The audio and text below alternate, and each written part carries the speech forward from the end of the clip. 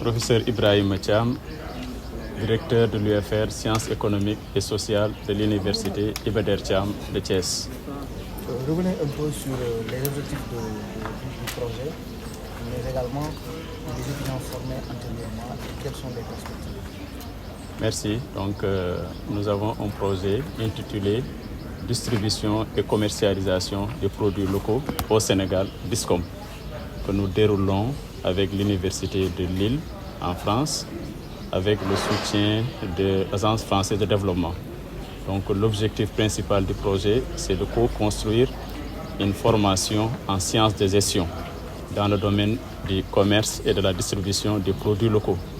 L'idée, c'est vraiment de valoriser nos produits locaux et de faciliter l'expertise locale pour améliorer la lutte contre l'insécurité alimentaire et promouvoir la souveraineté au niveau du Sénégal. Donc nous avons déroulé l'année dernière une licence en commerce et distribution en partenariat avec Auchan et surtout avec l'accompagnement du 3FPT. Les étudiants formés ont eu à faire des stages pratiques en alternance. Là, ils ont soutenu leur projet de fin de cycle qui globalement ont aidé à avoir l'expertise nationale sur les questions liées au commerce et à la distribution des produits locaux, tout en développant aussi l'expertise sur la technologie liée au web notamment. Est-ce qu'on peut avoir une idée sur le nombre d'étudiants qui sont sortis? Oui, actuellement, on a une trentaine qui sont formés pour la première cohorte, composée des étudiants de l'Université Iba Der Thiam de Thiès, d'une base de données de 3FPT aussi qu'on a enrôlé, mais aussi des professionnels de Auchan aussi qui ont été formés par la première cohorte.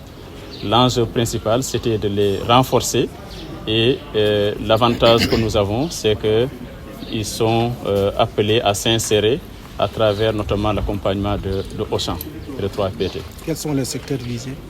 Les secteurs visés, c'est la grande distribution parce que vous savez, aujourd'hui, il y a un tournant décisif dans la manière même de commercialiser nos produits locaux. Et avec l'avantage de cette formation-là, ils seront dans le commerce, ils seront aussi dans la distribution globalement au niveau national. Les modalités d'adhésion au niveau de cette formation? Oui, c'est une licence d'abord en commerce et distribution qui est ouverte à nos étudiants d'abord qui ont fait sciences économiques, d'autres qui ont fait informatique, d'autres même qui ont fait d'autres filières en sciences sociales. Et donc, ils ont bénéficié de renforcement de capacités. Et donc, c'était ouvert. Il n'y avait pas de modalités très compliquées pour y accéder. On a parlé aussi de e-commerce par rapport à ce projet. Qu'en est-il vraiment? Exactement. C'est ce qu'on devait lancer aujourd'hui parce qu'après la licence en commerce et distribution, il fallait aussi lancer une autre licence en e-commerce parce qu'aujourd'hui, comme vous le savez, il y a beaucoup d'échanges qui se font en ligne. Il fallait développer ces technologies innovantes et c'est ça l'objectif. Il y a aussi un autre master en études de recherche et conseil en gestion qui est aussi lancé ce matin.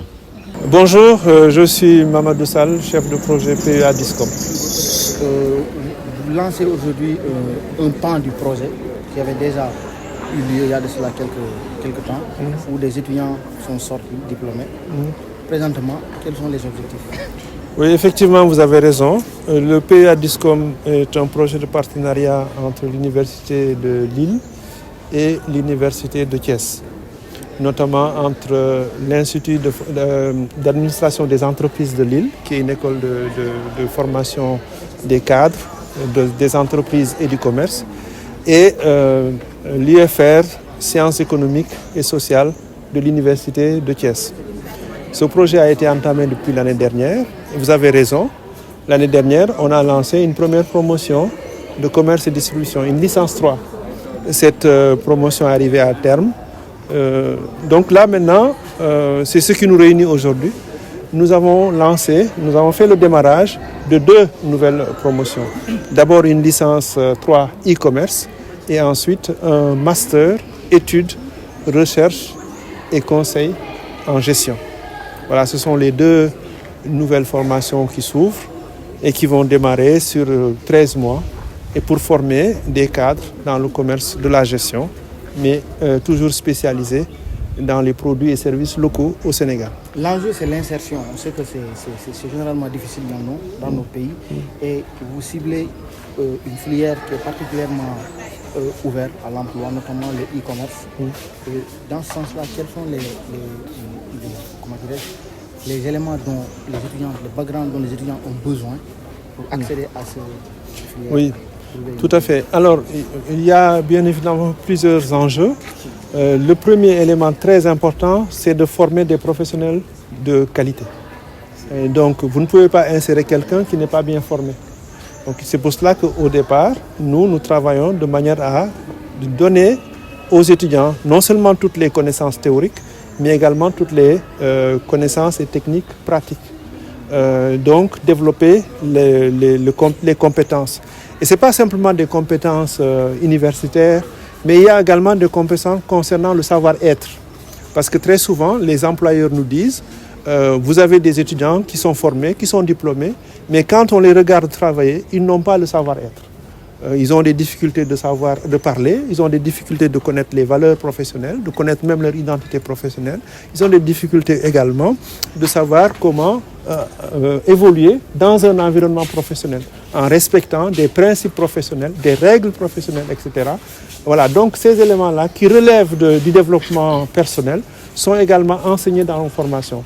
Et ce sont ces éléments-là, c'est-à-dire les connaissances techniques, les savoirs théoriques qui permettent à l'étudiant de pouvoir élaborer, réfléchir, travailler sur des problèmes complexes, mais également individuellement, personnellement, avoir aussi le savoir-être qui va lui permettre d'être reconnu et respecté comme professionnel au sein de toute entreprise et même dans l'administration. Donc ce sont ces éléments-là qui sont réunis par nous. Et ensuite, nous avons tout le travail que nous faisons avec les réseaux de manière à faciliter l'insertion des professionnels. C'est un enjeu, mais nous travaillons froidement avec assez de recul pour mettre en avant tous les éléments qui vont permettre cette insertion professionnelle. Je me présente d'abord, je suis le professeur Ibrahima Thiam, je suis directeur UFR Sciences économiques et sociales. Nous avons un projet qu'on appelle commerce et distribution. Nous avons déroulé avec l'université de Lille, l'université de Lille en France. Nous nous accompagnés dans le cadre de la mise en œuvre de ce projet. Nous avons d'abord une formation en commerce, distribution avec Auchan et 3FPT. Nous avons appelé cette formation. Nous avons première promotion bi génn na am nañ sen diplôme dañ doon lancer tay nak benen offre de formation bu ñu tuddé e-commerce ak étude recherche conseil en gestion. tey ngeen wax ci loolu nga xamante ne mooy e-commerce jëm ci xarala yu yees yi jënd ak jaay tey naka ngeen fas yéene toppee mbir moom nga xamante ne lu bees la rawatina fii ci Sénégal. waaw xam ngeen commerce dafa am solo trop ci réew parce que souvent gars yi dañuy produire mais après dañuy am problème pour njaay mi léegi suñu ndaw ñi suñu leen formé lu ñu soxla ci ñoom mooy ñu gën a am ay jumtukaay pour ñu mun a porter commerce bi surtout si avec technologie bi tey dañuy am ay technologie yoo xam ne dañ leen di dimbali ñu mën a jaay ci plateforme yi ak réseau web yi loolu mooy objectif formation bi. yan secteur ngeen visé wala. waaw lu ñuy visé mooy grande distribution bi xam ngeen tey commerce bi dafa xaw a soppeeku au Sénégal donc il y a les grandes surfaces qui proposent beaucoup de produits donc suñu objectif mooy ñu am jumtuwaay avec l'aide de l'université de Lille pour ñu mën a am ay compétences pour ñu mën a jaay ci réseaux sociaux yi ak les plateformes à distance. est-ce que duggoon ci formation bu yomboon na au début.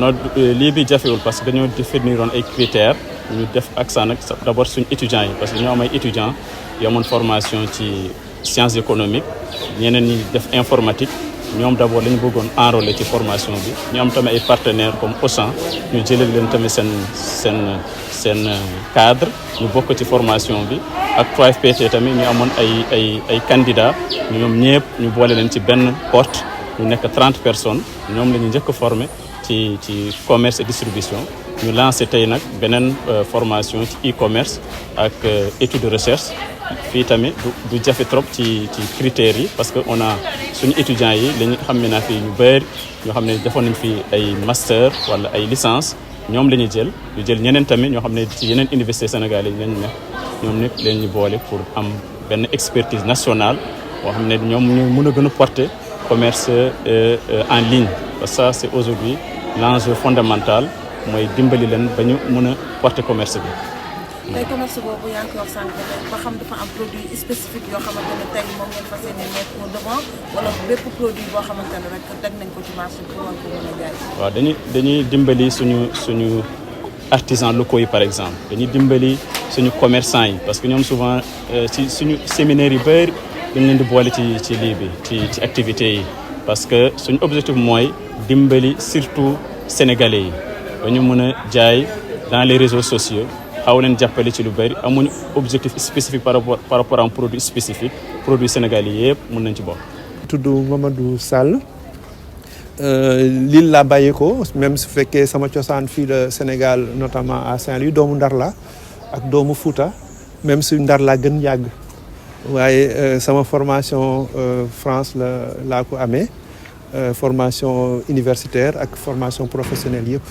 léegi ñëw naa fii Sénégal rejoindre Université Thiès ak sama mbokk ak sama xarit samay frères ak sœurs pour liggéey ak ñoom ci wàllu développement de projet notamment projet bi nga xam ne yéen xam ngeen ko mu ngi tudd PEA DISCOM.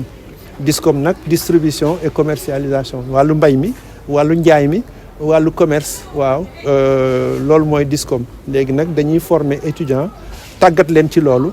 pour suñu duggee ci ay entreprise wala sax su fekkee ñoom dañu bëgg sax créer ñoom seen bopp seen liggéeyukaay dinañu am xam-xam bi ak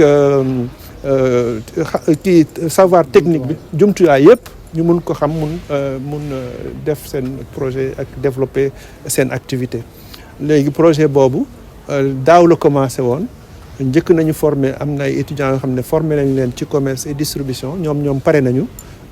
formation boo xam ne bu am qualité la amoon nañ ci sax ay partenaires yu baax Auchan dimbali nañ ci mais également 3FPT organisme gouvernemental la ñoom ñoo ñu jàppale étudiants yi lu ñu doon fay lu ci gën bëri 3FPT moo ko fay étudiants yi daanaka ni sax génnewuñu dara seen poche 3FPT ak Auchan mu ñoo fay formation boobu léegi nag ñu ngi commencé ñaari formation yu bees benn bi tamit licence la niveau 3 licence 3 mais ci biir commerce ba nga xam ne ci internet lañ koy defee loolu mooy e-commerce xam nga léegi e-commerce dafa développé ci adduna bi waaye ñëpp xamuñu naka la ñuy créer seen entreprise ci commerce ci e-commerce ci internet xamuñu aussi réglementation yi xamuñu aussi naka la ñuy sécuriser c'est-à-dire nañuy aar seen bopp su ñuy def commerce boobu xamuñu aussi naka lañ koy développé loolu yëpp moo tax ñun ñu créer licence bi ku fi ñëw ci licence boobu di nga xam loolu yëpp di nga xam lu